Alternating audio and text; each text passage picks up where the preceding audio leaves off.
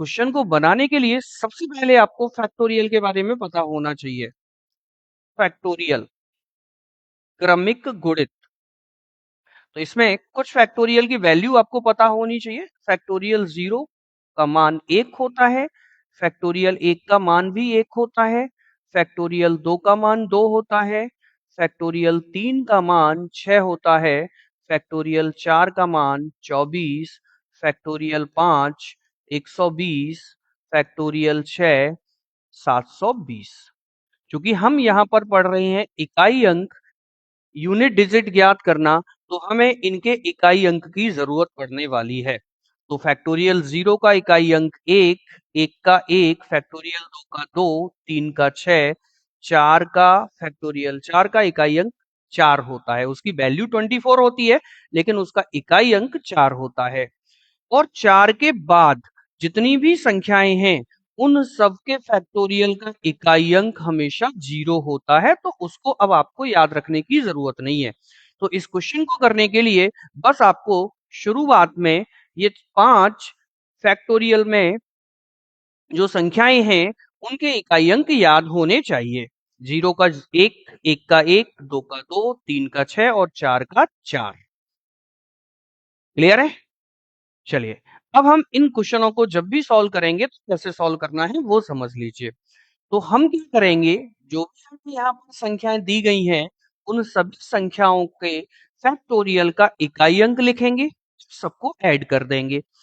आप ये सोच रहे हो कि इतनी सारी संख्याओं के फैक्टोरियल का इकाई अंक लिखकर जोड़ना तो बहुत मुश्किल काम है, लेकिन मैं आपको बता दूं कि 0 को किसी में भी जोड़ने पर कोई फर्क नहीं पड़ता है।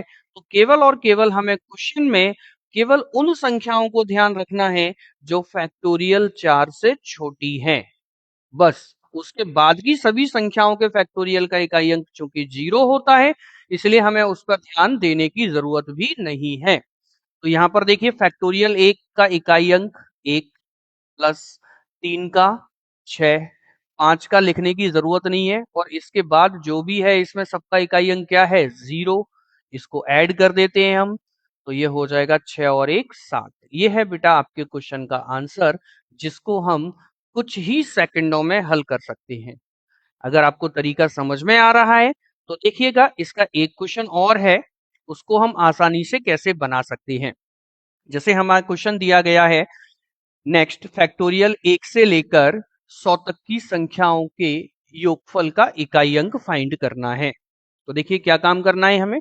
पहले 1 का इकाई अंक लेते हैं, 1 होता है, 2 का इकाई अंक 2, 3 का 6, क्योंकि इसमें 4 भी आएगा तो 4 का इकाई अंक 4, 5 का 0 और उसके बाद सबका 0। सबको ऐड कर देते हैं, 4 6 10, 2 12 और 1 13। तो कितना आया, 13। चूंकि हमें केवल इकाई अंक ज्ञात करना है, तो इसका इकाई अंक कितना होगा, 3। तो ध्यान रखिए बेटा, एसएससी में पूछा गया क्वेश्चन है। तो 1 से लेकर 100 तक की संख्याओं के फैक्टोरियलों के योगफल का इकाई अंक 3 होता है, जिसको आपको बिल्कुल याद रखने की जरूरत नहीं है, सेकंडों में फाइंड कर सकते हैं। अगला क्वेश्चन देखिए जरा, इसमें आपको फैक्टोरियल 1 से लेकर 999 तक के लिए पूछा है। चलिए सॉल्व करते हैं।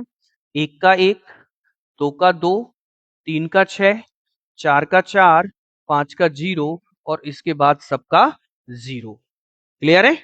चलिए अब क्या करेंगे भाई, इसमें जो हमारे डिजिट आ गए हैं, इकाई अंक आ गए हैं, उनको कर लेते हैं ऐड। तो 4 6 10, 2 12 और 1 13। 13 यानी इसका भी आंसर आ जाएगा 3। तो मुझे उम्मीद है कि ये आपको बहुत अच्छे से समझ में आ रहा है। और अगर समझ में आ रहा है तो एक क्वेश्चन का आंसर आपको कमेंट करना पड़ेगा भाई।